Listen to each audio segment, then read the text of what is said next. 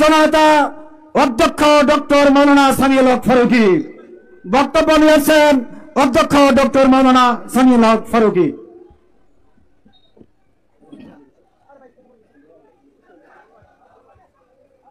আসসালামু আলাইকুম ওয়া রাহমাতুল্লাহি ওয়া বারাকাতুহু। আলহামদুলিল্লাহি রাব্বিল আলামিন ওয়াসসালাতু ওয়াসসালামু আলা সাইয়্যিদিল মুরসালিন ওয়া আলা আলিহি ওয়া আসহাবিহি আজমাইন। বাংলাদেশ জামাত ইসলামী ময়মনসিংহ মহানগরীয় জেলা শাখা কর্তৃক আয়োজিত আজকের এই কর্মী সম্মেলনের সম্মানিত সভাপতি, ময়মনসিংহ মহানগরীর সংগ্রামী আমির মাওলানা কামরুল হাসান ইমরুল, মঞ্চপ্রবিষ্ট আজকের এই বিশাল সমাবেশের সম্মানিত প্রধান অতিথি, বাংলাদেশের মানবিক নেতা, ইসলামী আন্দোলনের অন্যতম সিপাহ সালার, বাংলাদেশ জামাত ইসলামীর সংগ্রামী আমির, সংগ্রামী জননেতা জনাব ডাক্তার শফিকুর রহমান, মঞ্চপ্রবিষ্ট বিশেষ অতিথি, ময়মনসিংহের কৃতি সন্তান, সাবেক ছাত্র নেতা, বাংলাদেশ জামাত ইসলামীর কেন্দ্রীয় নির্বাহী পরিষদের সদস্য, কেন্দ্রীয় প্রচার বিভাগের সেক্রেটারি, মুক্তাগাছা আসনের সম্ভাব্য জাতীয় সংসদ নির্বাচনের প্রার্থী জনাব অ্যাডভোকেট মজিবুর রহমান আকন, ময়মনসিংহ জেলা আমির জনাব আব্দুল করিম সহ মঞ্চপ্রবিষ্ট নেতৃবৃন্দ, সংগ্রামী সাংবাদিকবৃন্দ এবং আমার একান্ত প্রিয় কর্মী ও সুধীমণ্ডলী, মহান আল্লাহর দরবারে অশেষ শুকরিয়া, যার মেহেরবানিতে 17 বছরের বৈষম্য, নির্যাতন, জুলুমের অবসান ঘটিয়ে 5ই আগস্ট একটি সফল বিপ্লবের মাধ্যমে স্বৈরাচারকে হটিয়ে একটি গণতান্ত্রিক অবাধ পরিবেশের সূচনা করা সম্ভব হয়েছে। সেই মহান রব্বুল আলামিনের দরবারে শুকরিয়া পেশ করছি, আলহামদুলিল্লাহ। সংগ্রামী বন্ধুগণ, আমরা দুদিন কথা বলতে পারি না, এই সুযোগ আমাদের ছিল না। গণতন্ত্রের নামে একটি স্বৈরাচারী বাকশালী সরকার আমাদের কাঁধে চেপে বসেছিল। আজকে আমরা সেই জগতের পাথর সরাতে সক্ষম হয়েছি। এখন আমাদের জন্য সুযোগ সৃষ্টি হয়েছে এদেশে ইসলামের কথা আমাদের বলার, এই সুযোগ আল্লাহ আমাদের তৈরি করে দিয়েছেন। সংগ্রামী বন্ধুগণ, এখন একটি অন্তর্বর্তীকালীন সময় চলছে, এরপরে দেশে নির্বাচন হবে এবং নির্বাচনের মাধ্যমে দেশের জনগণ রায় দিবে কারা এদের শাসন করবে। আগামী দিনে যে নির্বাচন হবে, যে সরকার গঠন হবে, আমরা পরিকল্পনা করেছি, আমরা চাই বাংলাদেশ জামাত ইসলামের আমির ডাক্তার শফিকুর রহমানের নেতৃত্বে আগামী দিনে এই বাংলাদেশ একটি ইসলামী কল্যাণ রাষ্ট্র প্রতিষ্ঠিত হবে ইনশাআল্লাহ। আপনি কি রাজি আছেন? সবাই বন্ধুগণ, ইসলাম সেই স্রষ্টার জীবন বিধান, যে স্রষ্টার ব্যাপারে কোরআনে পরিচয় দেওয়া হয়েছে, রাব্বুনাল্লাহুল্লাযী আতা কুল্লা শাইইন খালকাহু সুম্মা হাদা। তিনি হলেন আল্লাহ আমাদের রব, যিনি এই জগতের সবকিছু সৃষ্টি করেছেন এবং সৃষ্টি করার পর সকলকে হেদায়েত দান করেছেন। সুতরাং যিনি আমাদের সকলের স্রষ্টা, যিনি আমাদের সকলের প্রতিপালক, সেই প্রতিপালকের আইন হলো সকলের জন্য কল্যাণকর। সেই প্রতিপালকের আইন হলো এটি নিরপেক্ষ আইন। তিনি যেমন সকলের স্রষ্টা, তার আইন সকলের জন্য প্রযোজ্য। তিনি রাব্বুল আলামিন, সকলের রব। মুহাম্মদ রাসূলুল্লাহ সাল্লাল্লাহু আলাইহি ওয়াসাল্লাম রাহমাতুল্লিল আলামিন, সকল জাহানের তিনি নবী। আল কোরআন হুদাল লিন-নাস, বিশ্ব মানবতার মুক্তি গ্রন্থ, হেদায়েত গ্রন্থ। সুতরাং ইসলাম শুধু মুসলমানদের জীবন বিধান নয়, ধর্ম বর্ণ নির্বিশেষে সকল মানুষের, বিশ্ব মানুষের জীবন বিধান হলো ইসলাম। এই ইসলাম যদি প্রতিষ্ঠিত হয়, তাহলে জাতি ধর্ম বর্ণ নির্বিশেষে সকলেরই কল্যাণ হবে। মুসলমানদের কল্যাণ হবে, হিন্দুদের কল্যাণ হবে, খ্রিস্টানদের কল্যাণ হবে, বৌদ্ধদের কল্যাণ হবে, জাতি উপজাতি নির্বিশেষে সকলের কল্যাণ হবে। আমরা জানি যে মহান রব্বুল আলামিনের এই সূর্য বেছে বেছে মুসলমানদেরকে আলো দেয় না, জাতি ধর্ম বর্ণ নির্বিশেষে সকলকে আলো দেয়। আল্লাহর তৈরি বাতাস জাতি ধর্ম বর্ণ নির্বিশেষে সকলকে অক্সিজেন যোগায়। আল্লাহর তৈরি পানি জাতি ধর্ম বর্ণ নির্বিশেষে সকলের কল্যাণ করে। ঠিক তেমনি মহান রব্বুল আলামিনের জীবন বিধান আল ইসলাম যদি কোনো দেশে প্রতিষ্ঠিত হয়, জাতি ধর্ম বর্ণ নির্বিশেষে সকলেরই কল্যাণ হবে ইনশাআল্লাহ। ইসলামী রাষ্ট্র যদি কায়েম হয়, তাহলে এখানে ন্যায় এবং ইনসাফ প্রতিষ্ঠিত হবে, জুলুমের অবসান ঘটবে। ইসলামী রাষ্ট্র কায়েম হলে একটি মানবিক সমাজ কায়েম হবে, যেখানে মানুষরা তাদের মৌলিক অধিকার থেকে বঞ্চিত হবে না, সকলের মৌলিক অধিকার ফিরে পাবে। যেখানে যে সমাজ কায়েম হলে মানুষ তাদের মৌলিক প্রয়োজন, শিক্ষা, চিকিৎসা, ভাত, কাপড়, বাসস্থানের নিশ্চয়তা পাবে, এমন একটি সমাজ জামাত ইসলামী কায়েম করতে চায়। জামাত ইসলামী এমন রাষ্ট্র কায়েম করতে চায় যেখানে নারীদের পূর্ণ অধিকার প্রতিষ্ঠিত হবে, মর্যাদা হবে, যেখানে নারীদের মুক্তি থাকবে, সম্মান থাকবে, এমন একটি রাষ্ট্র কায়েম করতে চায়। জামাত ইসলামী এমন একটি রাষ্ট্র কায়েম করতে চায় যে সমাজে মানুষ অবাধে তার মত প্রকাশ করতে পারবে, অবাধে নির্ভয়ে ভোট দিতে পারবে, এমন একটি অবাধ উন্মুক্ত সমাজ কায়েম করতে চায়। জামাত ইসলামী এমন সমাজ কায়েম করতে চায় যেখানে যাকাত ভিত্তিক অর্থব্যবস্থা প্রতিষ্ঠানের মাধ্যমে জনগণের অভাব অনটন দূর করা হবে। যেটি আল্লাহ রাব্বুল আলামিনের ঘোষণা রয়েছে, ওয়ালাউ আন্না আহলাল কুরআ আমানু ওয়াত্তাকাউ লাফাতাহনা আলাইহিম বারাকাতাম মিনাস সামাই ওয়াল আরদ। কোন দেশের মানুষ যদি ঈমান গ্রহণের পর তাকওয়া ভিত্তিক জীবন যাপন করে, ইসলামী ব্যবস্থা কায়েম করে, আল্লাহর ওয়াদা রয়েছে ওই সমাজে রাব্বুল আলামিন আকাশ এবং বরকতের দরজাগুলো খুলে দেবেন ইনশাআল্লাহ। যদি আল্লাহ তার বরকতের দরজাগুলো খুলে দেয় তাহলে কি অভাব অনটন থাকতে পারে? থাকতে পারে না। সুতরাং জামাত ইসলামী যদি ইসলামী রাষ্ট্র কায়েম করতে পারে তাহলে দেশ থেকে অভাব দূর হবে, দরিদ্র দুঃখী মানুষের মুখে হাসি ফুটবে, তাদের অধিকার প্রতিষ্ঠিত হবে। জামাত ইসলামী ক্ষমতায় গেলে চাঁদাবাজি থাকবে না, দুর্নীতি থাকবে না, লুণ্ঠন থাকবে না, লুটপাট থাকবে না, সন্ত্রাস থাকবে না, কোনো কিছু থাকবে না ইনশাআল্লাহ।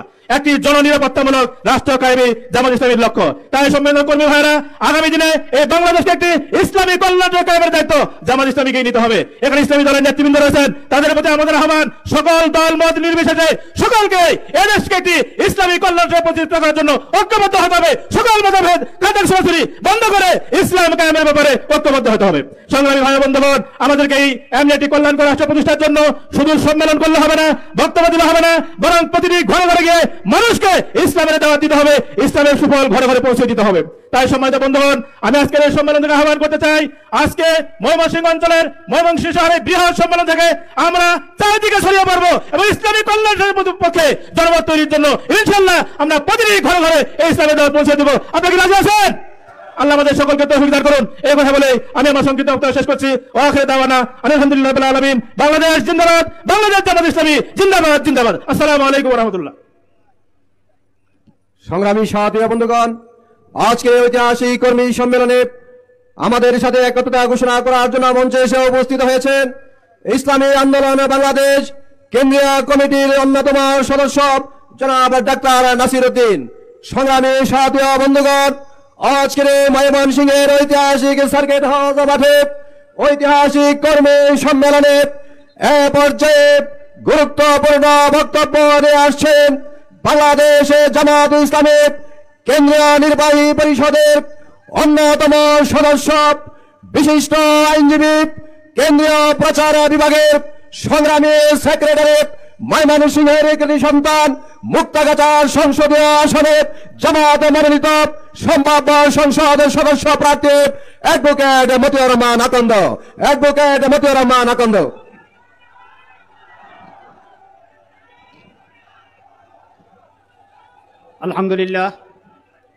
আলহামদুলিল্লাহ রাব্বিল আলামিন, আসসালাতু ওয়াসসালামু আলা সাইয়্যিদুল মুরসালিন ওয়া আলা আলিহি ওয়া আসহাবিহি আজমাইন।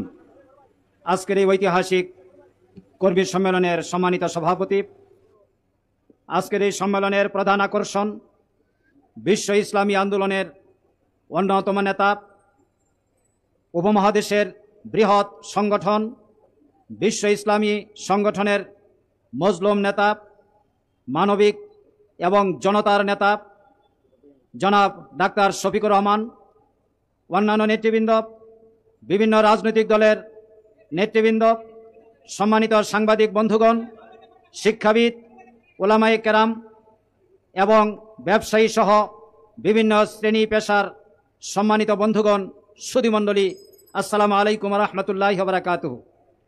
আজকে পবিত্র জুমার দিন আমিরে জামাত কিছুক্ষণের মধ্যেই আপনাদেরকে সামনে রেখে জাতির উদ্দেশ্যে বক্তব্য পেশ করবেন। বাংলাদেশের বর্তমান প্রেক্ষাপটে আমিরে জামাতের বক্তব্য অত্যন্ত গুরুত্বপূর্ণ। এই জন্য আমি অত্যন্ত অল্প সময়ের মধ্যেই কয়েকটি কথা বলে আমার বক্তব্য শেষ করতে চাই। বাংলাদেশ ৫৫তম বর্ষে পদার্পণ করেছে। ২৪ বছর আওয়ামী লীগ বাংলাদেশ শাসন করেছে, ১৪ বছর বিএনপি শাসন করেছে, হুসাইন মোহাম্মদ এরশাদ ৯ বছর দেশ শাসন করেছেন। জরুরি পরিস্থিতি এবং সামরিক শাসনের মাধ্যমে ৫ থেকে ৭ বছর বাংলাদেশ পরিচালিত হয়েছে। এই ৫৫ বছরে বাংলাদেশ দুর্নীতিমুক্ত হতে পারে নাই। বাংলাদেশ বিশ্বের বুকে সম্মান এবং মর্যাদার মাথা তুলে দাঁড়াতে পারে নাই। এই অর্জন হচ্ছে যে বিগত ৫৫ বছরে বাংলাদেশ থেকে, বিশেষ করে শেখ হাসিনার ১৫.৫ বছরের ফ্যাসিস্ট আমলে ২৮ লক্ষ টাকা বিদেশে পাচার করা হয়েছে। বাংলাদেশের ব্যাংকগুলোকে ধ্বংস করে দেওয়া হয়েছে, অর্থনীতিকে স্তব্ধ করে দেওয়া হয়েছে। মানুষের সবচাইতে বড় আশ্রয়স্থল বিচার বিভাগ, এই বিচার বিভাগকে তারা দলীয় বিচারপতিদের মাধ্যমে একটি প্রলয় ঘটানোর প্রতিষ্ঠানে পরিণত করেছে।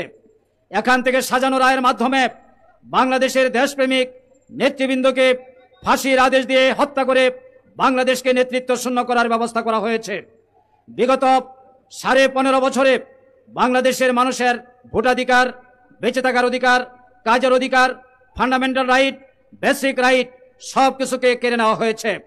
15.5 বছর পর আজকে একটি মুক্ত বাংলাদেশ আমরা পেয়েছি। সেই জন্য আল্লাহর দরবারে শুকরিয়া, আলহামদুলিল্লাহ। প্রিয় বন্ধুগণ, বাংলাদেশ একটি পরিবর্তন চায়। এই পরিবর্তনের জন্য কমপক্ষে 5টি উপাদান দরকার। তার মধ্যে একটি হচ্ছে নেতৃত্ব। রাজনৈতিক নেতৃত্বের মাধ্যমে মানুষ স্বপ্ন দেখে সংগঠিত হয়, পরিবর্তনের দিকে ধাবিত হয়।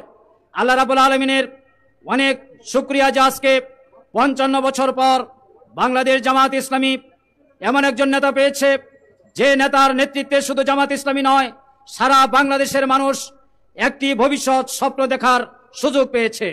এই নেতৃত্বের মাধ্যমে আমরা আগামী দিনে একটি নতুন বাংলাদেশ গড়ে তোলার স্বপ্ন দেখছি এবং জামাত ইসলামী সেই স্বপ্ন বাস্তবায়ন করবে ইনশাআল্লাহ। দ্বিতীয়ত হচ্ছে পরিবর্তনের জন্য একটি মজবুত সংগঠনের দরকার। একথা নিঃসন্দেহে বলা যায়, বাংলাদেশ জামাত ইসলামী এদেশের মাঠের সবচাইতে এবং সর্ববৃহৎ একটি রাজনৈতিক শক্তি। জামাত ইসলামীকে বাদ দিয়ে বাংলাদেশে অতীতে কোনো রাজনৈতিক সিদ্ধান্ত নেওয়া সম্ভব হয়নি, বর্তমানে আরো সম্ভব নয়, ভবিষ্যতেও সম্ভব নয় ইনশাআল্লাহ। সুতরাং জামাত আগামী দিনে একটি পরিবর্তনের নেতৃত্ব দিবে, এটাই স্বাভাবিক। তৃতীয় হচ্ছে একটি রাজনৈতিক দলের উত্থান ঘটে নেতাদের ত্যাগ এবং কুরবানির মাধ্যমে। বিগত 15.5 বছরে বাংলাদেশের মাটিতে সবচাইতে বেশি রক্ত, সবচাইতে বেশি কুরবানি দিয়েছে জামাত ইসলামী। জামাত ইসলামীর তদানীন্তন আমির মাওলানা মতিউর রহমান নিজামীকে ফাঁসির মাধ্যমে হত্যা করা হয়েছে। উপমহাদেশের বিখ্যাত রাষ্ট্রবিজ্ঞানী প্রফেসর গোলাম আজমকে কারাগারে আটক রেখে হত্যা করা হয়েছে। বিশ্ব বিনন্দিত মুফাসসিরে কুরআন আল্লামা দেলোয়ার হোসেন সাঈদীকে আমৃত্যু কারাদণ্ড দিয়ে ষড়যন্ত্রের মাধ্যমে পিজি হাসপাতালে চিকিৎসায় অবহেলা করে তাকে নির্মমভাবে হত্যা করা হয়েছে। এত বড় ত্যাগ, এত বড় কুরবানি বাংলাদেশের কোন রাজনৈতিক দল অতীতে কোনোদিন দেয় নাই। সুতরাং জামাতের এই ত্যাগ এবং কুরবানির কারণেই বাংলাদেশের সর্বস্তরের জনতা আজকে ঐক্যবদ্ধ হয়েছে আগামী দিনে জামাতকে রাষ্ট্র ক্ষমতায় নেওয়ার লক্ষ্যে। সংগ্রামী বন্ধুগণ, এরপরে আরেকটি জিনিস দরকার ক্ষমতায় যাওয়ার জন্য, কন্ট্রিবিউশন টু দ্য নেশন। একটি রাজনৈতিক দলের অবদান, জাতির প্রতি তার অবদান। জামাত ইসলামীর এককভাবে অবদান সবচাইতে বেশি। আপনারা জানেন 1973 সালে স্বাধীনতার পর বাংলাদেশে একটি নির্বাচন হয়েছিল। এই নির্বাচনের প্রহসন কাকে বলে 1973 সালে আমরা ইতিহাসে পড়েছি। 1979 সালে বাংলাদেশের দ্বিতীয় জাতীয় সংসদ নির্বাচন হয়। এই নির্বাচনেরও একটি ব্যাড অভিজ্ঞতা ছিল। ঢাকা বিশ্ববিদ্যালয়ের একজন শিক্ষক তিনি বলেছিলেন, ভোট দিয়েছে মানুষ কেন্দ্রে, আর হেলিকপ্টার যুগে ব্যালট বাক্স এনে ক্যান্টনমেন্টে ভোট গণনা করে ইচ্ছামতো প্রার্থীদেরকে বিজয়ী করা হয়েছিল। এই অভিজ্ঞতা নিয়েই 1980 সালের 7ই ডিসেম্বর তদানীন্তন আমিরে জামাত অধ্যাপক গোলাম আজমের পক্ষ থেকে আব্বাস আলী খান সাহেব কেয়ারটেকার সরকারের অধীনে নির্বাচনের গুরুত্ব এবং প্রয়োজনীয়তা তুলে ধরেন।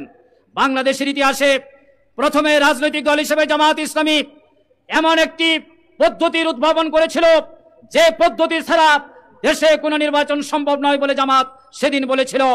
আজকে এত বছর পর ঐতিহাসিকভাবে প্রমাণিত হয়েছে, সমস্ত রাজনৈতিক দল একমত হয়েছেন, বাংলাদেশের সর্বোচ্চ আদালত একমত হয়েছেন, কেয়ারটেকার সরকার ছাড়া নিরপেক্ষ নির্বাচন সম্ভব নয়। সুতরাং জাতির প্রতি জামাতের এই অবদান, এই অবদানের কারণে আগামী দিনের জনগণ জামাতকেই তাদের পছন্দের রাজনৈতিক দল হিসেবে গ্রহণ করে নেবে ইনশাআল্লাহ। এবার জামাত আরেকটি প্রস্তাব উপস্থাপন করেছে। আপনারা জানেন আমিরে জামাত 9 অক্টোবর জাতির সামনে এই প্রস্তাব দিয়েছেন। এই প্রস্তাব হচ্ছে সংখ্যানুপাতিক পদ্ধতির নির্বাচন। এই নির্বাচনের মাধ্যমে জনগণের 100% প্রতিনিধিত্ব নিশ্চিত হবে। আমরা বিশ্বাস করি একদিন বাংলাদেশের জনগণ এই পদ্ধতিও গ্রহণ করে নেবে ইনশাআল্লাহ। সম্মানিত ভাইরা, একটি রাজনৈতিক দল হিসেবে জামাত ইসলামী যে জুলুম নির্যাতনের শিকার হয়েছে, আমিরে জামাত দীর্ঘ কারাবরণ করার পর মুক্ত পরিবেশে ফিরে এসে ফ্যাসিস্ট সরকারের আমলেই জাতিকে ঐক্যবদ্ধ করার জন্য যে ডাক দিয়েছিলেন, আজকে বাংলাদেশ মুক্ত পরিবেশে আসার পর তিনি তার অসমাপ্ত কাজ সম্পন্ন করার জন্য এগিয়ে যাচ্ছেন। আপনারা লক্ষ্য করেছেন টেকনাফ থেকে তেতুলিয়া, রূপসা থেকে পাথুরিয়া, বাংলাদেশের এমন কোন জনপদ নেই যেই জনপদে আমিরে জামাতের পদধূলি পড়ে নাই। আমরা ময়মনসিংহের বিভাগের জনশক্তিগণ ওনাকে আরো আগেই আনার সুযোগ থেকে বঞ্চিত ছিলাম। আলহামদুলিল্লাহ আজকে অনেক শহীদের রক্ত রঞ্জিত, শহীদ মঞ্জুরুল কবির, শহীদ কামরুল হাসান, শহীদ শওকত হোসেন তালুকদার, শহীদ আলাউদ্দিন, শহীদ কামরুজ্জামানের রক্তে রঞ্জিত বাংলাদেশে আমিরে জামাত আজকে আগমন করেছেন। ওনার এই জনসভায়, এই কর্মী সম্মেলনে বক্তব্যের মাধ্যমে আগামী দিন আমরা দ্রুত গতিতে এগিয়ে যেতে চাই। বাংলাদেশের এই অংশে ময়মনসিংহের 5টি জেলায় আমরা আমাদের দাওয়াতি তৎপরতা, সাংগঠনিক তৎপরতার মাধ্যমে আগামী দিনে পরিবর্তনের নেতৃত্বের অংশীদার হতে চাই। মহান রাব্বুল আলামিন আমাদের সকল প্রচেষ্টা কবুল করুন। সবাইকে ধন্যবাদ। আসসালামু আলাইকুম ওয়া রাহমাতুল্লাহি ওয়া বারাকাতুহু। সংগ্রামী সাথী ও বন্ধুগণ, আজকের এই ময়মনসিংহের ঐতিহাসিক সার্কিট হাউস মাঠে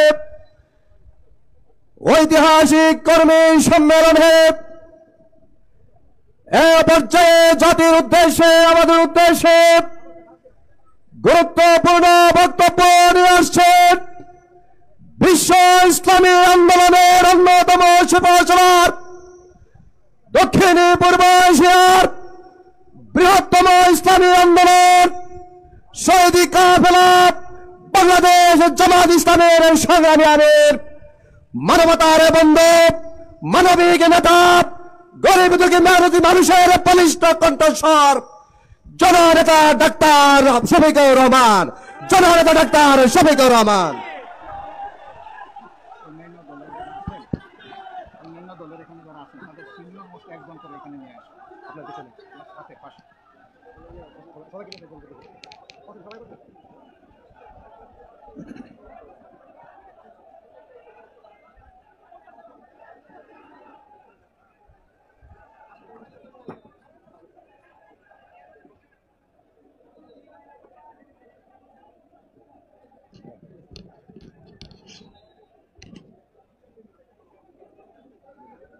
আসসালামু আলাইকুম ওয়া রাহমাতুল্লাহ। প্রিয় ময়মনসিংহ জেলা এবং মহানগরবাসী, আপনারা কেমন আছেন? খুব দুর্বল আলহামদুলিল্লাহ আসলো যে। কেমন আছেন আপনারা? আলহামদুলিল্লাহ। আলহামদুলিল্লাহি রাব্বিল আলামিন ওয়াসসালাতু ওয়াসসালামু আলা রাসূলিহিল কারীম ওয়া আলা আলিহি ওয়া সাহবিহি ওয়া আহলি বাইতি আজমাইন। ময়মনসিংহ জেলা এবং মহানগরী কর্তৃক আয়োজিত আজকের এই ঐতিহাসিক কর্মী সম্মেলনের সম্মানিত সভাপতি, বাংলাদেশ জামাত ইসলামী ময়মনসিংহ মহানগরী শাখার সম্মানিত আমির কামরুল হাসান ইমরুল, মঞ্চে বসা বাংলাদেশ জামাত ইসলামীর অন্যতম কেন্দ্রীয় নির্বাহী পরিষদের অন্যতম সদস্য, প্রচার বিভাগের সেক্রেটারি, ময়মনসিংহের কৃতি সন্তান জনাব মতিউর রহমান আকন অ্যাডভোকেট, এই অঞ্চলের পরিচালক কেন্দ্রীয় সাংগঠনিক সেক্রেটারি জনাব ডক্টর সামিউল হক ফারুকি, কেন্দ্রীয় অঞ্চল এবং স্থানীয় নেতৃবৃন্দ, বন্ধু সংগঠনের সম্মানিত নেতৃবৃন্দ, আজকের সম্মেলনে উপস্থিত সহকর্মীবৃন্দ, মিডিয়ার সম্মানিত বন্ধুরা, স্বেচ্ছাসেবক ভাইয়েরা, সুধীমণ্ডলী, আল্লাহ তাবারক ওয়া তাআলার শুকরিয়া আদায় করছি। মুক্ত পরিবেশে রাব্বুল আলামিন 17.5 বৎসর পর, স্বৈরাচারের 15.5 বৎসর, আর তাদের প্রোডাক্ট মঈনুদ্দিন ফখরুদ্দিনের আরও 2 বৎসর, এই সময় পরে আমরা আজকে এইভাবে একত্রে মিলিত হতে পেরেছি আলহামদুলিল্লাহ। আজকে বাংলাদেশ একটি অঙ্গীকারে আবদ্ধ। আমরা এমন একটি বাংলাদেশ চাই যেই বাংলাদেশে কোনো ধরনের জুলুম হবে না, শোষণ হবে না, নিপীড়ন হবে না, নতুন কোনো ফ্যাসিবাদের জন্ম নেবে না। আমরা এমন একটি বাংলাদেশ চাই যেখানে মানুষে মানুষে কোনো বৈষম্য থাকবে না। আমরা এমন একটি বাংলাদেশ চাই যেখানে দুর্নীতিতে আর আমরা চ্যাম্পিয়ন হব না। আমরা এমন একটি বাংলাদেশ চাই যেখানে সমাজের কোথাও দুর্নীতির কোনো দুর্গন্ধ থাকবে না। ঘুষের জাতাকলে পিষ্ট হয়ে সকল নাগরিক নীরবে কাঁদবে না। বিচারের বাণী নিবৃত্তি আর কাঁদবে না। বিচার চেয়ে বিচার প্রার্থীকে কোনো প্রার্থী আমরা দেখেছি শেষ পর্যন্ত বিচার না পেয়ে আত্মহত্যা করে। সেই চিত্র আর বাংলাদেশে আমরা দেখব না। আমরা এমন একটি বাংলাদেশ চাই যেখানে দল ধর্মের মধ্যে কোনো অধিকারের ব্যবধান থাকবে না। একই বাংলাদেশে সকলের একই অধিকার ভোগ করার সেই ন্যায্য অধিকার প্রতিষ্ঠিত হবে ইনশাআল্লাহ। আপনারা আমার ডানে এবং বায়ে কিছু বন্ধুদেরকে দেখতে পাচ্ছেন। এই আমরা কি চাই? এখানে বিভিন্ন ইসলামী রাজনৈতিক সংগঠনের নেতৃবৃন্দ এবং দেশপ্রেমিক সংগঠনের নেতৃবৃন্দ সমবেত হয়েছেন। আমরা একটি বৈষম্যমুক্ত, দুর্নীতিমুক্ত, দুঃশাসনমুক্ত মানবিক বাংলাদেশ চাই এবং সেই বাংলাদেশটি অবশ্যই হতে হবে আল্লাহ রাব্বুল আলামিনের বিধানের ভিত্তিতে, আল কোরআন এবং নবী করিম সাল্লাল্লাহু আলাইহি ওয়াসাল্লামের সুন্নাহর ভিত্তিতে। প্রশ্ন স্বাভাবিকভাবেই দেখা দেবে, এমন একটি বাংলাদেশ যদি আমরা গড়ে তুলি তাহলে সেখানে যারা হিন্দু ধর্মের অনুসারী, যারা বৌদ্ধ ধর্মের অনুসারী, যারা খ্রিস্ট ধর্মের অনুসারী, তারা কি করবে? ইসলামের নবী মুহাম্মদুর রাসূলুল্লাহ সাল্লাল্লাহু আলাইহি ওয়াসাল্লামকে আল্লাহ দুনিয়ায় পাঠিয়েছিলেন সমস্ত মানুষের নিরাপত্তা নিশ্চিত করার জন্য, সমস্ত মানুষের অধিকার নিশ্চিত করার জন্য। ইহুদি ধর্মের কিছু একটা লোকদের ডেলিগেশন এসেছিল মদিনাতুল মুনাওয়ারায়, মসজিদে নববীতে মুহাম্মদুর রাসূলুল্লাহ সাল্লাল্লাহু আলাইহি সাল্লামের সাথে দেখা করতে। আলোচনার এক পর্যায়ে তারা বলল, আপনি যে আল্লাহর ইবাদত করেন আমরা তো সেই আল্লাহরই ইবাদত করি, মদিনার এই মসজিদে আমরা কি ইবাদত করতে পারবো? রাসূল করিম সাল্লাল্লাহু আলাইহি সাল্লাম বলেছিলেন, তারা আহলে কিতাব, তাদের জন্য একটা জায়গা পরিষ্কার করে দাও, এখানে তারা ইবাদত করবে। আল্লাহু আকবার। সম্মানিত ভাইরা, মদিনা নগর রাষ্ট্রই ছিল দুনিয়ার প্রথম আধুনিক রাষ্ট্র। এর আগে দুনিয়ার ইতিহাস ঘাটিয়ে কোথাও পাওয়া যায় না যে আর কোনো রাষ্ট্র কাঠামোয় লিখিত সংবিধান ছিল কিনা। এখান থেকেই লিখিত সংবিধানের জন্ম, এখান থেকেই হিউম্যান চার্টার তৈরি হয়েছে এবং যেটাকে চ্যালেঞ্জ করার সাহস কোনো মতবাদের এখনো দুনিয়ায় হয় নাই। সেই মদিনা চার্টার বা সনদের অধীনে সকল ধর্ম এবং বর্ণের মানুষ নিরাপত্তা পেয়েছে।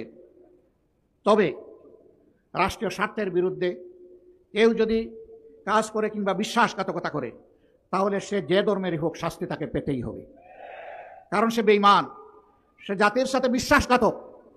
এই জন্য তাকে ক্ষমা করে না, কোনো রাষ্ট্র ক্ষমা করে না, ইসলামী রাষ্ট্রও ক্ষমা করে না। এখানে রাষ্ট্রের ইন্টিগ্রিটির প্রশ্ন, তার সক্রিয়তা, সার্বভৌমত্বের প্রশ্ন। মূল সার্বভৌমত্ব আল্লাহ তাআলা। আল্লাহ রাব্বুল আলামিন জমিনের টুকরা টুকরা রাজত্ব দিয়েছেন। আল্লাহ তাআলার ভাষায়, আউযু বিল্লাহি মিনাশ শাইতানির রাজিম, বিসমিল্লাহির রহমানির রহিম, কুলিল্লাহুম্মা মালিকাল মুলকি তুতিল মুলকা মান তাশাউ ওয়া তানজিউল মুলকা মিম্মান তাশাউ। বলো, অর্থাৎ হে নবী বলো, অর্থাৎ হে নবী জানিয়ে দাও মানবতাকে, আল্লাহ হচ্ছেন সমস্ত বাদশাহীর মালিক। আসমান জমিনের একক কর্তৃত্ব আল্লাহ তাআলার। তবে জমিনের শৃঙ্খলার প্রয়োজনে জাতি গোত্র বিভিন্ন জায়গায় তিনি নেতৃত্ব দেন, কাউকে কাউকে তার এলাকা শাসন করার, পরিচালনা করার এখতিয়ার দেন। তিনি ওই এখতিয়ার দেওয়ারও মালিক, কিন্তু সীমা লঙ্ঘনকারীদের কাছ থেকে এটা কেড়ে নেওয়ারও একমাত্র অধিকার তার। বাংলাদেশ 24 সালে সেইটা প্রত্যক্ষ করেছে। যারা ক্ষমতায় ছিলেন তারা হয়তো বা ধরে নিয়েছিলেন কিয়ামত পর্যন্ত তারা ক্ষমতায় থাকবেন। তাদের হাবভাব, চলনে বলনে, তাদের অহংকারপূর্ণ আচরণে আমরা তাই প্রত্যক্ষ করতাম। তারা এই দেশের মজলুম মানুষকে নিয়ে উপহাস করতেন। দেশপ্রেমিক ইমানদার লোকদেরকে ফাঁসি দেওয়ার পরে তারা উল্লাস প্রকাশ করেছেন, মিষ্টি বিতরণ করেছেন, আমরা শুনেছি।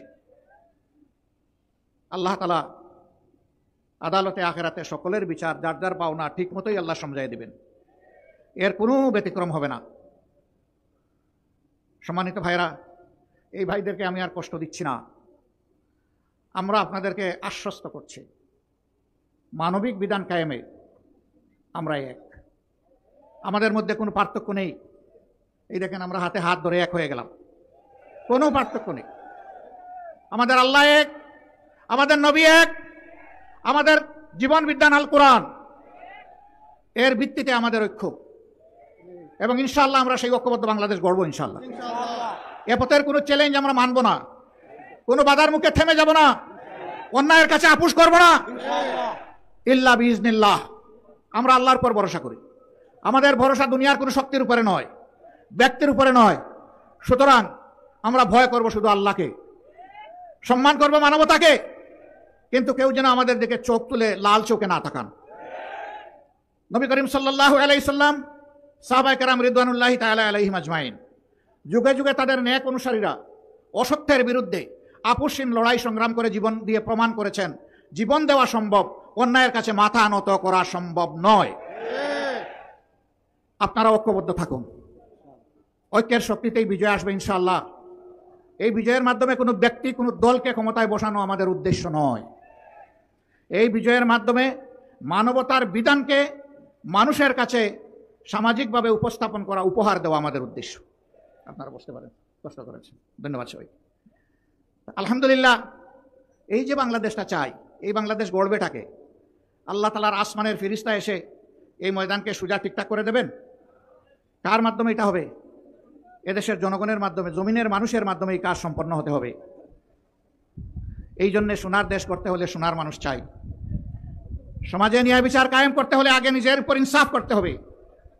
নিজের উপর ইনসাফ করার মানে হচ্ছে আমার উপর আমার শরীরের যে হক আছে, আমার পরিবারের যে হক আছে, আমার প্রতিবেশীর যে হক আছে, আমার আত্মীয় স্বজনের যে হক আছে, আমার সমাজের যে হক আছে, আমার দেশবাসীর যে হক আছে, আমি সেই হকের ব্যাপারে ইনসাফ করছি কিনা। এই ইনসাফ করতে হলে আল্লাহ তাআলাকে ভয় করতে হবে। সম্মানিত ভাইয়েরা, আল্লাহর ভয়ের যে হৃদয় সিক্ত থাকে, ওই মানুষটি কখনো মানুষের জীবন, ইজ্জত এবং সম্পদের উপর হাত দিতে পারে না। বরঞ্চ প্রত্যেকটি মানুষ সেই সমাজের পরস্পরের জীবন, ইজ্জত এবং সম্পদের পাহারাদার হয়ে যায়। সমাজের বিচার প্রভাবশালীদের জন্য এক ধরনের, আর সাধারণ মানুষের জন্য আরেক ধরনের। এটি ওই সমাজে চলবে না, এটা অচল।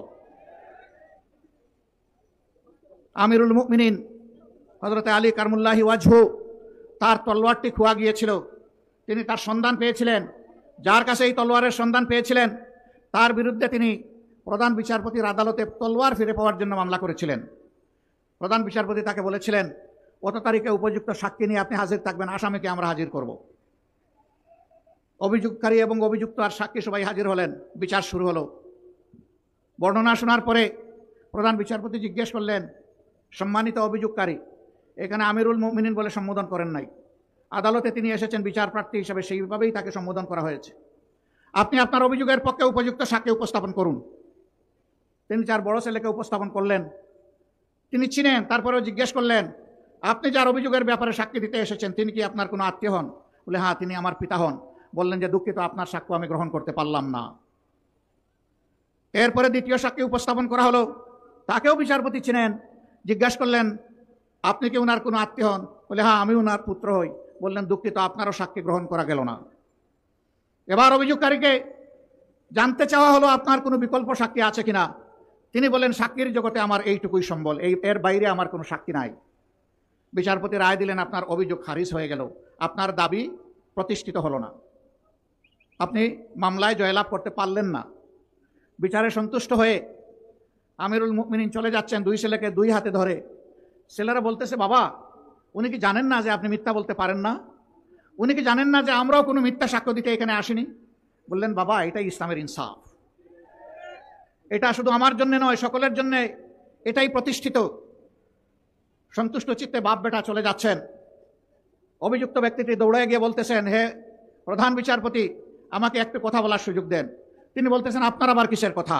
আপনার বিরুদ্ধে অভিযুক্ত খারিজ হয়ে গেছে, আর কি কথা থাকতে পারে? বলে, এখানেই আমার কথা। বলে, এখানেই আপনার কথা? বলে, হ্যাঁ, এই জায়গায় আমার কথা। তো বলুন কি কথা? আমি সাক্ষী দিচ্ছি এই তলোয়ারটি আমিরুল মুমিনিনের। তার তলোয়ার তাকে দিন, যেভাবেই হোক অন্যায়ভাবেই তলোয়ার আমার হাতে এসেছে। আবার আমিরুল মুমিনিনকে ফিরিয়ে আনা হলো। বললেন যে, এই তলোয়ারের এখন যে ধারক বাহক সে তো সাক্ষী দিচ্ছে এই তলোয়ার আপনার, আমার কিছু করার নাই, এই তলোয়ার আপনি নিয়ে যান। এই ব্যক্তিটি চিন্তা করলো, সে একজন অমুসলিম ছিল। যেই জীবন বিধান তার রাষ্ট্রের শাসনকর্তাকেও সামান্য আনুকূল্য দেখায় না, আমি কেন সেই জীবন বিধানের বাইরে থাকবো? আমিও ইসলাম কবুল করি। তলোয়ার আপনারটা আপনি নেন, আর আল্লাহ তাআলা আমার পাওনা ইমানটা আমাকে দিয়ে দেন মেহেরবানি করে। তাই হবে ইনশাআল্লাহ। এখানে ওই রাষ্ট্রের প্রেসিডেন্ট, প্রধানমন্ত্রী, বাংলাদেশে যদি কোরআনের শাসন কায়েম হয়, তারা অপরাধ করলে তারাও পার পাবেন না। এখন দুদক গঠন করা হয়েছে। একসময় মানুষ এটাকে স্যাটায়ার করে বলতো, এটাকে দুজক বানানো হয়েছে।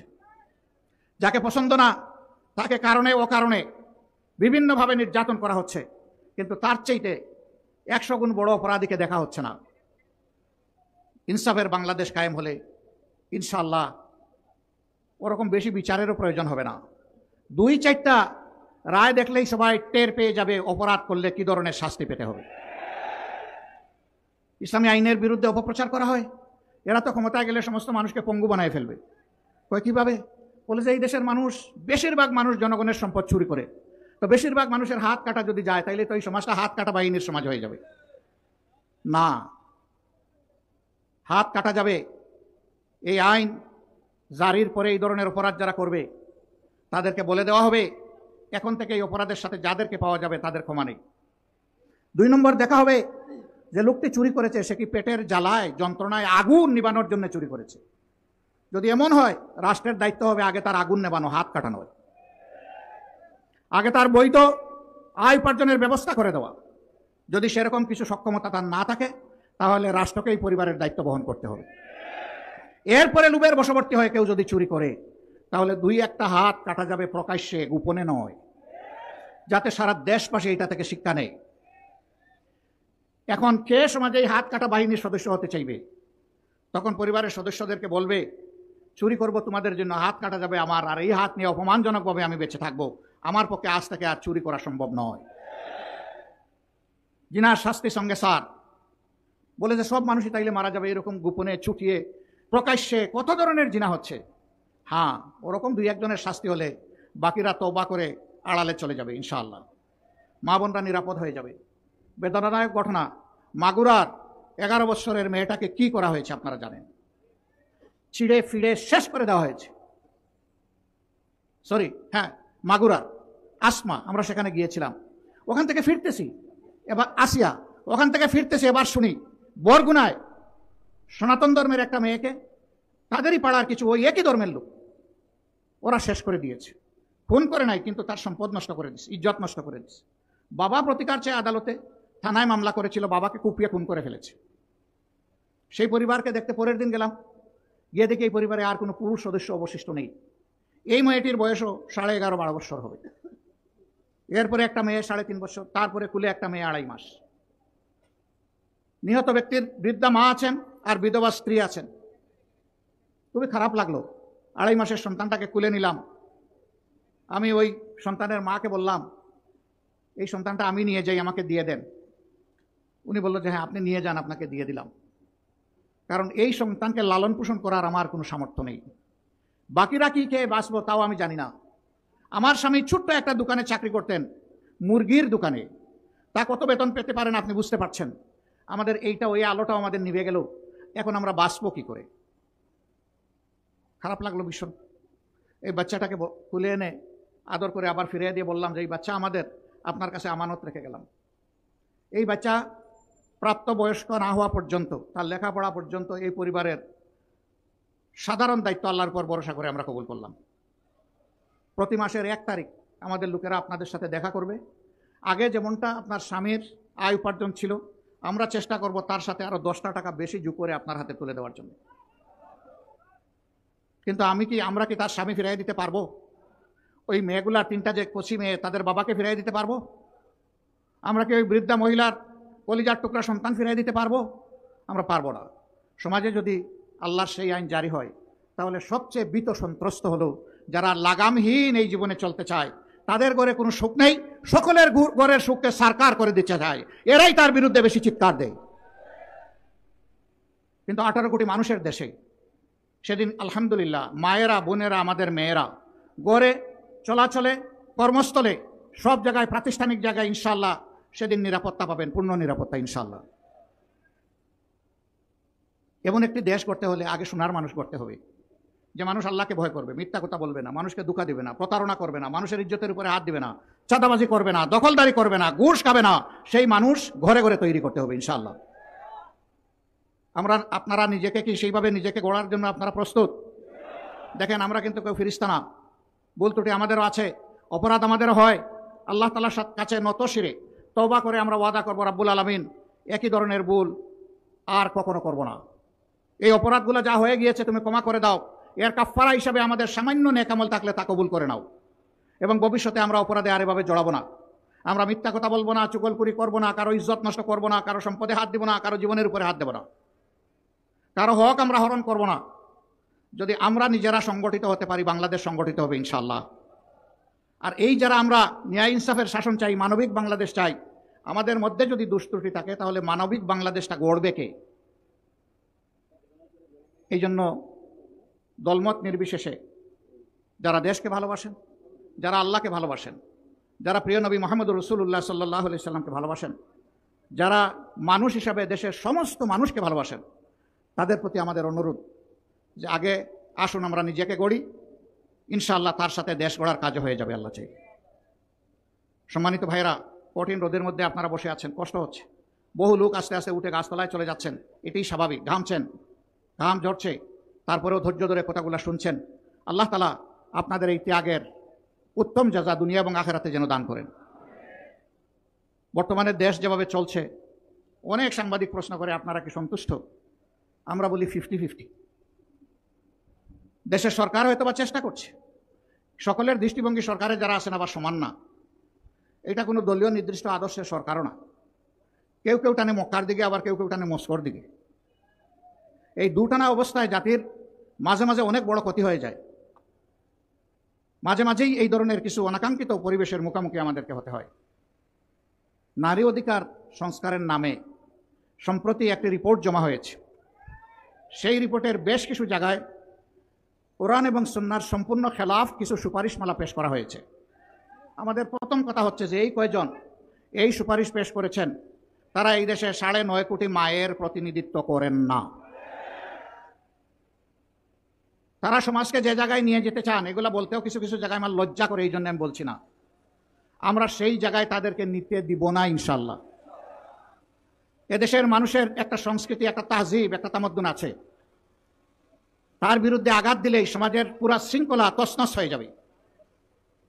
এটা আমরা মানব না, এটা আমরা মানতে পারি না।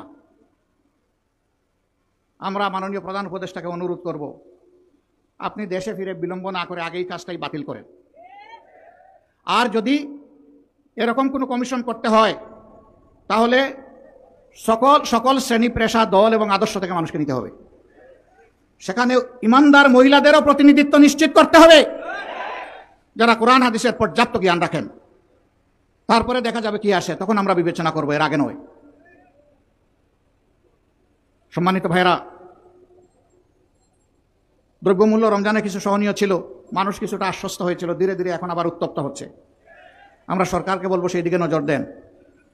সমাজের শৃঙ্খলা বিনষ্টের যারা কারণ, তাদেরকে পাকড়াও করুন। যারা 15.5 বছর এবং শেষ প্রান্তে এসে জুলাই আগস্টে গণহত্যা সংগঠিত করেছে, তাদের কাউকে আইনের বাইরে রাখবেন না, তাদের বিচার নিশ্চিত করুন। এই বিগত সরকার যে জঞ্জাল 15.5 বছরের সৃষ্টি করেছে, তার পর্যাপ্ত ন্যায়ানুগ সংস্কার সাধন করুন। কালো টাকা এবং পেশি শক্তি থেকে বের হয়ে আসার জন্য, সমস্ত মানুষের ভোট এবং সঠিক প্রতিনিধিত্ব সংসদে নিশ্চিত করার জন্য পিআর সিস্টেমের ভোট নিশ্চিত করতে হবে। আমরা শুনতে পাচ্ছি সংসদ 2 কক্ষ বিশিষ্ট করার প্রস্তাব দেওয়া হচ্ছে, নিম্নকক্ষ, উচ্চকক্ষ। মূল কর্তৃত্ব থাকবে নিম্নকক্ষের হাতে, সেইটা হবে বর্তমান পদ্ধতিতে। আর উচ্চকক্ষের প্রস্তাবনা করা হয়েছে পিআর সিস্টেমে। উচ্চকক্ষ যদি পিআর সিস্টেমে প্রয়োজন হয়, তাহলে নিম্নকক্ষ নয় কেন? একই দেশে 2 পদ্ধতির প্রয়োজনটা কি? দুনিয়ার 62টা দেশ তারা পিআর সিস্টেমে নির্বাচন করে। সম্প্রতি ইউরোপ সফর করে আসলাম, সেই ইউরোপের 26টা দেশের মধ্যে 16টা দেশ পিআর সিস্টেমে নির্বাচন করে। তারা যদি তার সুফল যুগ যুগ ধরে পেয়ে থাকে, এই সুফল থেকে আমরা জাতিকে বঞ্চিত করার আমরা কে? সুতরাং এই অধিকার জাতিকে জাতির হাতে তুলে দিতে হবে। এইটা যারা মানবেন না, মনে করতে হবে তারা হলো বিচার মানি, তালগাছটা আমার। আমরা বলবো বিচার মানুন, রায়ে তালগাছ যার, তার হাতে চলে যাবে। এবং সেই বিচারটা হতে হবে ন্যায় বিচার। সম্মানিত ভাইরা, বর্তমান একটা নির্বাচন কমিশন হয়েছে। তারা বলেছেন ইতিহাসের সবচেয়ে ভালো নির্বাচন নাকি তারা উপহার দেবেন। আমরা তাদের একটু অ্যাসিড টেস্ট দেখতে চাই। তারা জাতীয় সংসদের নির্বাচন, যেটা দিয়ে দেশ শাসন হবে 5 বছরের জন্য জনগণের ম্যান্ডেট নিয়ে, সেই নির্বাচনের আগে তারা, জনগণ এখন সাফার করছে স্থানীয় সংস্কারের বিভিন্ন জায়গায় প্রতিনিধি না থাকার কারণে। স্থানীয় সরকার নির্বাচনটা দিন, আমরা দেখি আপনাদের সদিচ্ছা এবং সক্ষমতা কতটুকু। এটার প্রমাণ আপনারা পেশ করুন। যদি এতে জনগণ সন্তুষ্ট হয়, জনগণের পরবর্তী খেদমতের জন্য জনগণ আপনাদেরকে পূর্ণ সহযোগিতা দেবে। আর এখানে যদি কোনো কিছু ধরা পড়ে, তাইলে জনগণ আপনাদেরকে হলুদ নয় লাল কার্ড দেখাই দেবে। আমরা কোনো বিশেষ দল গোষ্ঠীকে সুবিধা দেওয়ার কোনো ধরনের সুপারিশ আমরা মানব না। আমরা জনগণকে 18 কোটি মানুষকে সুবিধা দেওয়ার যত সুপারিশ আছে তাই মানব। এই জন্য আপনাদের সকলের কাছে আমাদের অনুরোধ, নিজেকে গড়ুন, ঘরে ঘরে ন্যায় এবং সত্যের আওয়াজ পৌঁছে দিন। জনগণকে অসত্যের বিরুদ্ধে, অপরাধের বিরুদ্ধে সংগঠিত করুন। এটা বিচিত্র নয়, শুধু বক্তৃতায় নয়, হয়তোবা অপরাধীদেরকে দমন করার জন্য সরকারি সংস্থার সাথে সহযোগিতা করে আমাদের সবাইকেও রাস্তায় নামতে হতে পারে। তার জন্য তৈরি হন। যা চলছে বাংলাদেশে তার সাক্ষী বাংলাদেশের 18 কোটি মানুষ। অতীতে যা চললো এখনো যদি তাই চলে, তাহলে এত রক্ত গেল কেন, এত জীবন গেল কেন? এখানে শহীদের পিতারা, পরিবারের সদস্যরা এখানে উপস্থিত, তাদের সামনে আমাদের জবাবদিহি কি হবে? এই জাতির কাছে আমরা কিভাবে মুখ দেখাবো? যারা দুনিয়া থেকে চলে গেছে তাদের আত্মা তো আমাদেরকে অভিশাপ দেবে। যারা জীবন্ত শহীদ হয়ে, পঙ্গু হয়ে হাসপাতালের বিছানায় কিংবা নিজের বাড়িতে কাতরাচ্ছে, তাদের কাছে আমাদের জবাবদিহি কি হবে? এই জন্য আমাদের শহীদদের প্রতি সম্মান রেখে, আমাদের পঙ্গু আহত ভাই বোনদের প্রতি সম্মান রেখে, তারা যেমন জীবন দেওয়ার জন্য লড়াই করেছে, বাংলাদেশকে জঞ্জাল মুক্ত, কলুষ মুক্ত, দুর্নীতি মুক্ত, দুঃশাসন মুক্ত বাংলাদেশ করার জন্য আমরা আরেকবার জীবন দিয়ে হলেও লড়াইয়ের জন্য প্রস্তুত হয়ে যাব ইনশাআল্লাহ। অতীতের দুরাচার, স্বৈরাচার, দুর্নীতিবাজ, লুটারাদের থেকে শিক্ষা নিন। আমার সম্মানিত সহকর্মী মতিউর রহমান আখন, তিনি 28 লক্ষ কোটি টাকা বলতে গিয়ে 28 লক্ষ টাকা বলেছেন। তার অন্তরে 28 লক্ষ কোটিই ছিল। এই টাকা বাংলাদেশের বাজেটের, বার্ষিক বাজেটের 4 থেকে 5 গুণ। এই টাকা কারা চুরি করেছে বলেন? এখনো কি বয়ের সংস্কৃতি আছে? গলা জেড়ে বলেন। আওয়ামী লীগ করেছে, তাদের দূষররা করেছে, এবং তাদের সাথে তাল মিলিয়ে প্রশাসনের বিভিন্ন জায়গায় যে সমস্ত জালিমরা ছিল তারাও করেছে। জনগণের এই সম্পদ দেশে ফিরিয়ে এনে জনগণের তহবিলে যোগ করতে হবে। আমরা চাই তা ফেরত আনা হোক। আমরা ইউরোপিয়ান ইউনিয়নে, সেখানে দেশগুলোকে, অথরিটিগুলোকে বলেছি আমাদের টাকা আমাদেরকে ফিরিয়ে দিতে আপনারা সাহায্য করুন। কিছু দুর্বৃত্ত এই টাকা নিয়ে পালিয়ে এসে আপনাদের শেষে আশ্রয় নিয়েছে, ওদেরকেও আমাদের হাতে সমর্পণ করুন। ওদের চুরি করা টাকাও আমাদের হাতে সমর্পণ করুন। সম্মানিত ভাইরা, জুমার দিন আমি আর কথা বাড়াচ্ছি না। আল্লাহ তাআলার কাছে আসুন, আমরা সবাই প্রার্থনা করি। আর অতীতের পছাগোলা রাজনীতিতে নয়, বরঞ্চ নূতন রাজনীতির উত্থান হোক। তরুণ যুবকদের কাছে আমাদের বিনয়ী অনুরোধ, দুনিয়ার সমস্ত পরিবর্তন হয়েছে তরুণদের উপর ভর করে, তাদের বাহুর উপর ভর করে। এমনকি জুলাই আগস্ট বিপ্লব হয়েছে এই দেশে তাদেরই নেতৃত্বে। তোমরা যে আশা, আকাঙ্ক্ষা, স্বপ্ন নিয়ে জীবন দেওয়ার জন্য রাস্তায় নেমে এসেছিলে, তোমাদের বহু সাথী চলে গেছে, আল্লাহ তোমাদেরকে বাঁচিয়ে রেখেছে। তোমরা এই লড়াই থেকে বিশ্রাম নিও না যতদিন পর্যন্ত তোমাদের ন্যায্য দাবিগুলো প্রতিষ্ঠিত না হবে। আল্লাহ রসুল সাল্লাল্লাহু আলাইহি সাল্লাম মানবতার দিনও প্রতিষ্ঠিত করেছেন এই যুবকদেরকে সাথে নিয়ে। বাংলাদেশ যুবকেরা, তোমরাও জেগে উঠো, কল্যাণের বিধান কোরআনকে অন্তরে ধারণ করো, আল্লাহর শক্তিতে বলিয়ান হয়ে অসত্যের বিরুদ্ধে রুখে দাঁড়াও। তোমরা হবে আমাদের আগামীর নেতা, আমরা ইনশাআল্লাহ হব তোমাদের সহকর্মী। এমন একটি বাংলাদেশ গড়ে তোমাদের হাতে আমরা উপহার দিয়ে তোমাদেরকেই দেশ এবং জাতির খেদমতের সুযোগ করে দিতে চাই। এগিয়ে আসো, এগিয়ে আসো আল্লাহর দিকে, এগিয়ে আসো সত্য বিধানের দিকে, এগিয়ে আসো ন্যায় এবং ইনসাফের দিকে, এগিয়ে আসো দল ধর্ম নির্বিশেষে সমস্ত মানুষের অধিকার প্রতিষ্ঠার দিকে। আল্লাহ রাব্বুল আলামিন আমাদের সবাইকে সেই তৌফিক দান করুন। আমাদের কথাগুলো কষ্ট করে শোনার জন্য সকলকে আন্তরিক কৃতজ্ঞতা জানিয়ে, মহান মৌলার দরবারে শুকরিয়া জানিয়ে, যে সমস্ত বন্ধু সংগঠনের ভাইয়েরা আমাদের সাথে এসে সংহতি প্রকাশ করেছেন তাদের প্রতিও কৃতজ্ঞতা জানিয়ে আমার বক্তব্য এখানেই শেষ করছি। আল্লাহ হাফিজ। বাংলাদেশ জিন্দাবাদ, বাংলাদেশ জামাত ইসলামী জিন্দাবাদ। আসসালামু আলাইকুম রহমতুল্লাহ। সবাই যে উঠে আপনারা হাঁটতে শুরু করলেন, প্রিয় সভাপতির বক্তব্য শুনবেন, আমিও শুনবো, আপনারা বসুন, আমিও শুনবো ইনশাআল্লাহ। ধন্যবাদ মোহতারাম আমির জামাতকে। সংগ্রামী সাথী ও বন্ধুগণ, আজকের এই কর্মী সম্মেলনের আমরা একেবারে শেষ পর্যায়ে এসে উপস্থিত হয়েছে।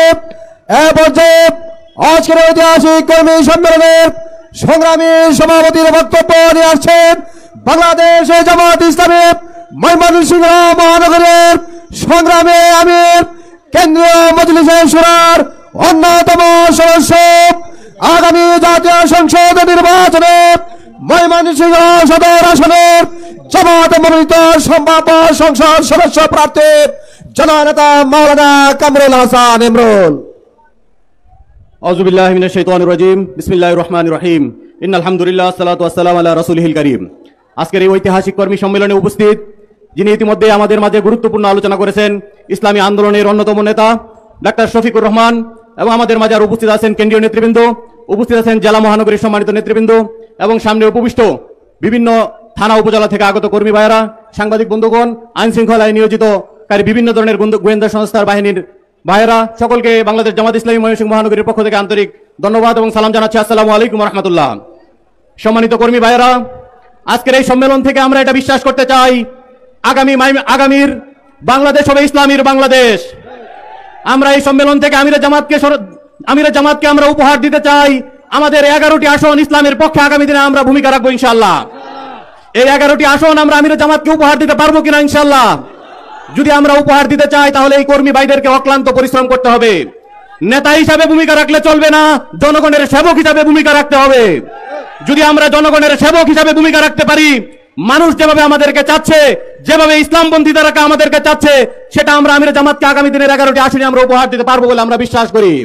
সর্বোপরি সকলকে ধন্যবাদ দিতেছি, বিশেষ করে আমাদের সাংবাদিক বন্ধুদেরকে ধন্যবাদ দিতেছি, নেতৃবৃন্দ যারা অক্লান্ত পরিশ্রম করে আজকের সম্মেলন সার্থক করেছেন তাদেরকে ধন্যবাদ দিতেছি, আইন শৃঙ্খলার কাজে যারা নিয়োজিত ছিলেন তাদেরকে ধন্যবাদ দিতেছি, এবং বিভিন্ন ওয়ার্ড থেকে আগত নেতৃবৃন্দ কর্মী বাহিনীদেরকে ধন্যবাদ জানিয়ে সকলকে ধন্যবাদ জানিয়ে আজকের প্রোগ্রাম আমরা এখানে সমাপনী ঘোষণা করতেছি। সুবহানাকাল্লাহুম্মা বিহামদিকা আশহাদু আল্লা ইলাহা ইল্লা আনতা আস্তাগফিরুকা ওয়া আতুবু ইলাইক। আসসালামু আলাইকুম ওয়া রাহমাতুল্লাহি ওয়া বারাকাতুহু।